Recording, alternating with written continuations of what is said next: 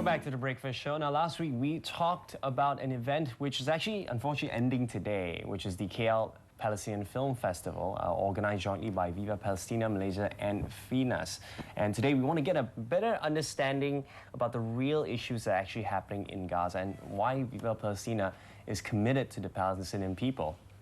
Now, we are very lucky to have with us today in the studio the founder of Viva Palestina. So please welcome former British MP, Mr. George Galloway. Good morning. Good morning, George. Mr. Welcome. Galloway. Thank you. Thanks for the opportunity. Thank you so much for being here. Yeah. Now, let's dive straight into it. Now, we understand that you've been committed to this cause for the past 17 years. Oh, no, 37 years. 37? Misprint. Misprint. 37 years. I know I don't look old enough, but 37 years.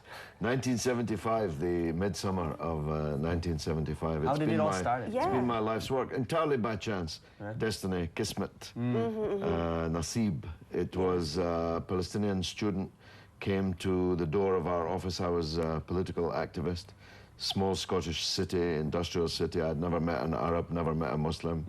And he said, I want to talk to the party about Palestine. And I said, well, I'm the only person here, so talk to me. And at the end of 2 hours of his discourse, I was fully signed up to the Palestinian resistance. And the last word on my lips, I think, will be Palestine, because 37 years and more to come, I hope, is a long time. Yes, it's definitely become your life's work. Yeah.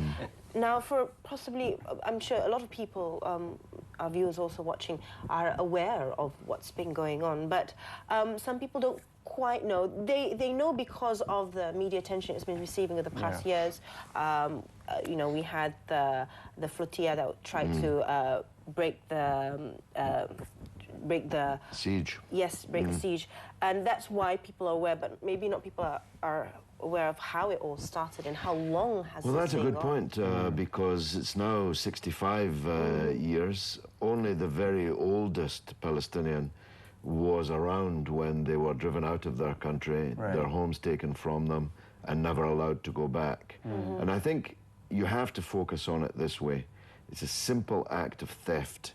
Now, any theft is reprehensible, and you'll never be secure if you're a thief, because the person you stole from may, at any time, come back to try to reclaim what was theirs. But when the theft in question is of Jerusalem and Bethlehem and Nazareth, it's the biggest heist in history. And only the very oldest Palestinian is now still around to give live testimony to that. But their children and their children and now their children are still holding the keys of the houses from which they were driven, and they're determined to go back and have them. And what are the sentiments of the Palestinians in this generation? I mean, all they want is just to go back. It's amazing.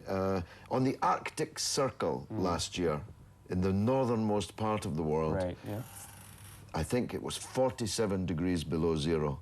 I met a little girl dressed like an Eskimo, and I asked her where she was from, and she said she was from Haifa, Palestine. She never set foot in Palestine. She's living in the frozen north as a refugee. How did she end up as a refugee? Yeah, a refugee. I mean, they're scattered Palestinians to the four corners of the earth, without passports, without papers, without status, regularly repressed, sometimes massacred. This child, not only has she, of course, never been in Palestine, her parents had never been in Palestine, and their parents had never been in Palestine. But they have the key to their house, the title to their land, and they have never forgotten their country. And if you think about it, neither would you. If some foreigner came here from America and kicked you and your family out and took your land and your house, your grandchildren would not forget that crime. Now, how is it, Mr. Galloway, that, you know, they have been allowed, this has been allowed for 65 years. Now, there have been cases where, for instance, the Gulf War started because, you know, Iraq felt that they had claim over Kuwait. And in a case like this, I'm sure, yes, global citizens are doing things. All of other countries, neighboring countries are doing things, but still, it's been allowed to happen. And because it's Israel, sorry to say, there's one law for Israel in this world and one law for everyone else. Look at Iran at the moment being threatened with invasion. It's being punished by sanctions when it doesn't have any nuclear weapons, while Israel has hundreds of nuclear weapons, which they have never declared. The place has never been inspected. There are no sanctions, no threats. In fact, Israel is endlessly rewarded. You mentioned the flotilla, the Mavi Marmara. Yes. Right. Imagine if Iran had murdered 9 foreign aid workers in international waters. We'd probably be at war already. We would be. But Israel did it, and has not only not been punished, is still being endlessly rewarded. So it's because, of course, of the special relationship between the Israelis and the United States of America. Right. America keeps spending its political capital defending Israel, and more Americans can't quite understand why.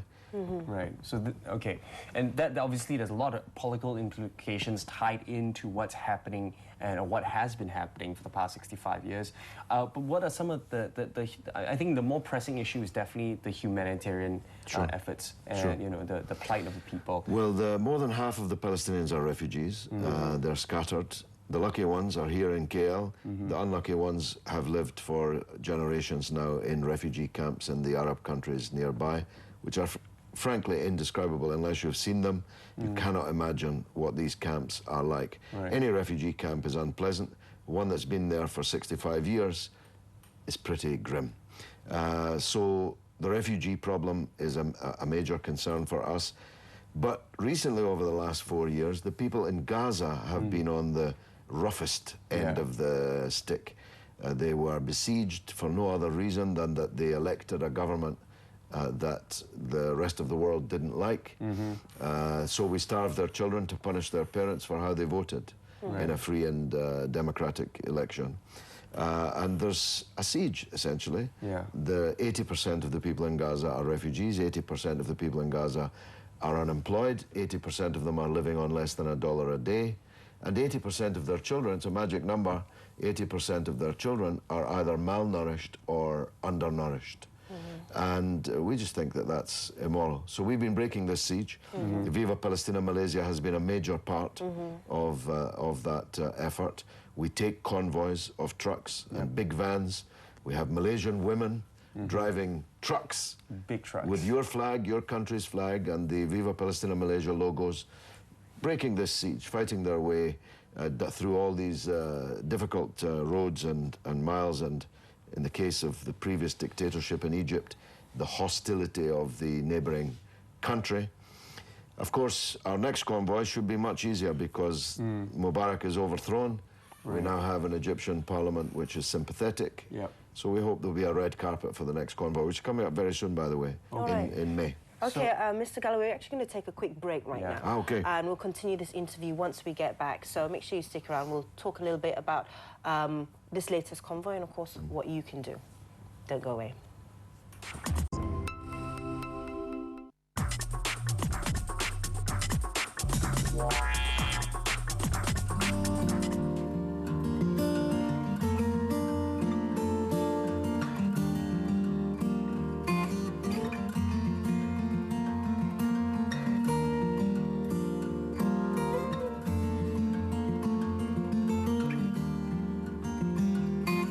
Yes, welcome back to the Breakfast Show, ladies and gentlemen. We are speaking to Mr. George Galloway, who is the founder of Viva Palestina, and we were just in the midst of this interview, and we're talking about the latest convoy that you mentioned, Mr. Galloway, and it'll be leaving Malaysia soon? Yes, it'll be leaving from many parts of the world and converging on Gaza, we hope, on the 15th of May, which is a very historic day. That's the catastrophe day, or Nakba Day, the day that Palestinian society was destroyed in 1948.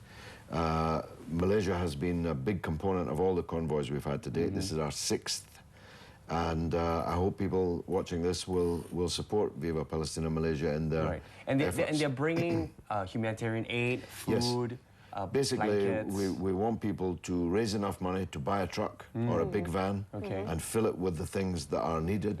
We'll give you advice on the goods that are necessary, vitally required, you know, everything from wheelchairs to medicine to building materials to computers, all the things that the Palestinians have been deprived of by this siege. Even footballs, we're taking football kit, and we have support from Ronaldo, the Real Madrid, former Manchester United player.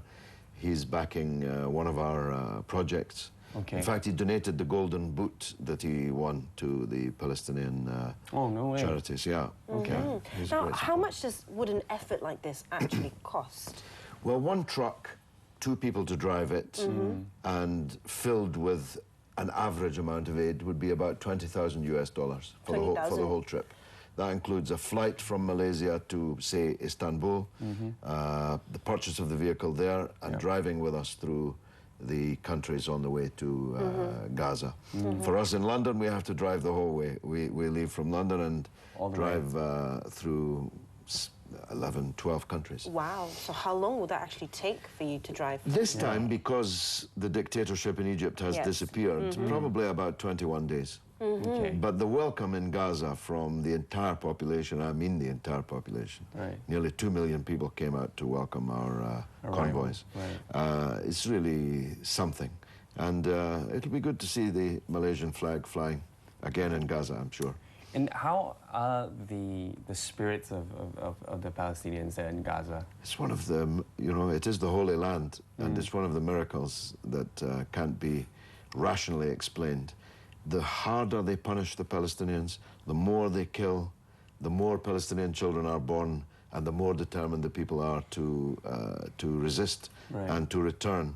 It's an amazing phenomenon. The Palestinians easily could have gone into the museum of ex-nations, you know, like the American Indians. We could have gone to look at how they used to look and what they used to wear.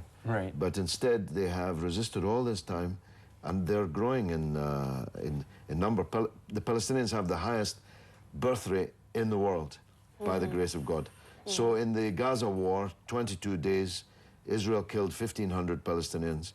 More Palestinians were born than they were able to kill. So God's on their side, I believe. Okay. Good to know. Yes.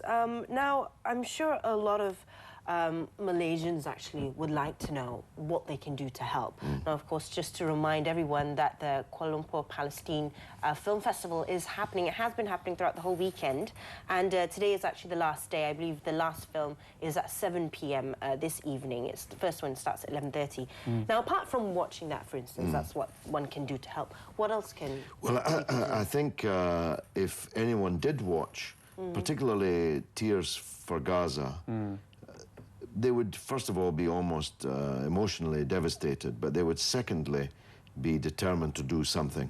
And the easiest thing I can say to your viewers is go to the website, Viva Palestina Malaysia, or go to vivapalestina.org and click on Malaysia, and you'll see there, in a variety of languages spoken here, what has been done, what is being done, and what you can do to help. And I very much hope that people will do that. And that stretches from, you know, donating $5 to coming with us on the convoy to Gaza. That's quite interesting, the opportunity to volunteer. A lot of people probably, for those who say that, you know what, I don't have the money, but I do have the time. Now, what is required, actually, from a volunteer? Well, enough good health to endure the journey. It's not too punishing a journey. But some nights we will sleep in mosques or in schools, so you need a sleeping bag. And you need the ability to sit upright in a car for a 10, 12-hour drive every day. And the fortitude to endure that, and the spirit to want to. And there's a lot of people, young and old, who do that. I mean, the youngest person that's been on our convoys was 16, but the oldest was 80. And we've had an even older woman than that, a Holocaust survivor, a Jewish Holocaust survivor, because it's always vital to remember many Jews support justice for Palestine. Most of the people who support Israel are not Jews, and not all Jews support Israel. That's right. It's very important to make that point. We're not against Jews, we're against Israel and what it does. So people can help in all sorts of ways. For realistically, the most that most people can do is go to the film festival, make a donation, and by doing so, you'll be fueling something great, something that will be remembered. But those who have got a bit of time, and a bit of fortitude, you will never forget your convoy to Gaza, I can promise you that. Speaking of the convoys itself, what kind of security measures that you guys need to take, to make sure that, you arrive to your destination? Well, it's not like the flotilla. We're not going anywhere near the Israelis, so there's no real danger. The countries through which we'll be traveling are peaceful and stable and supportive of the effort. The only hiccup in the past has been Egypt. But now that Mubarak has gone and is behind bars, and the criminal regime that he headed is now dispersed and abolished, we'll get a red carpet from the Egyptians. So there's no security issue. We're not going anywhere near the Israelis, and we're not doing anything, even by Israel's standards, illegal. Now, the thing is with the flotilla is there was an issue with the water, right? However, that's part of... I mean, what was the issue with that? Maybe you could try and explain why that was a lot more challenging. The ship, the Mavi Marmara, which I was one of the co-organisers of, was attacked in international waters, so it wasn't even in Gaza waters. It was attacked in international waters. It was essentially an act of piracy. If Somalis did it, it would be regarded as an act of an outrage. So it was attacked in international waters. 9 unarmed Turkish aid workers were shot dead. Many more were wounded. Hundreds were taken captive and taken to the desert and then robbed of all their possessions. There's hundreds of legal suits now proceeding through various courts around the world. And Turkey, as you know, the Turkish government, I've got to say this, no disrespect to any other government, the Turkish government has been the most powerful voice in support of the Palestinians and against Israeli crimes of any government in the world. And Turkey's prestige has gone up and up and up, especially in the Muslim world, because of the strength of the stand that Prime Minister Erdogan has made. So I go around the world saying, let's all be like Turkey, let's all be like Erdogan. Okay. All right. Thank you very much. Once again, for more information, ladies and gentlemen, you can log on to their website. It's www.vivapalestina.org, and you can actually click on Malaysia, and you'll find out all the information you need on how you can contribute or even sign up to be a volunteer. Okay. Anyway, once again, the film festival is showing today until 7 p.m. Will you be there? Yes, I was at the inaugural, and you know, there's nothing I don't know about the Palestinian case, but I wept through the Tears for Gaza film. It was extraordinarily powerful, and the other films are too. Waltzing with Bashir is an international award-winning movie. There's, I think, 6 or 8 films, and I hope people still get a chance to see them. And if not, there's always next year. There's always next year. He said, committing his friends in Malaysia to another film festival. Oh yes, that is a must. It's quite interesting to note also that a lot of the documentaries were made by people from the foreigners, filmmakers from the Western community. Non-Palestinians, yes. Non-Palestinians. Anyway. Well, this is a world issue, you know. It is. It's a humanitarian crisis. If there's no peace in the Holy Land, there'll be no peace in the world. And you can't have peace without justice. No justice, no peace. Quite true, quite true. It's as simple as that. All right, thank you very much, Mr. George. Thank you. Thanks for the offer. Yes, we will end with that. Thank you so much. Once again, the website to visit is www.vivapalestina.org. To just click on the Malaysian flag, that link that will link you to what Viva Palestina Malaysia is doing. Once again, find out what you can do to support. It could be monetary, it could be just finding out how you can volunteer for the next convoy, which actually, I believe, leaves on the 14th of February from Malaysia, and it should be arriving on the 15th. It will leave on the 14th of April and arrive on the 15th of May. On the 15th of May. Okay, thank you very much. Thanks. Anyway, with that, we're going to take another quick break here on The Breakfast Show. But coming up next, we cover the anticipated journey of a cyclist who chooses to cycle from KL to London.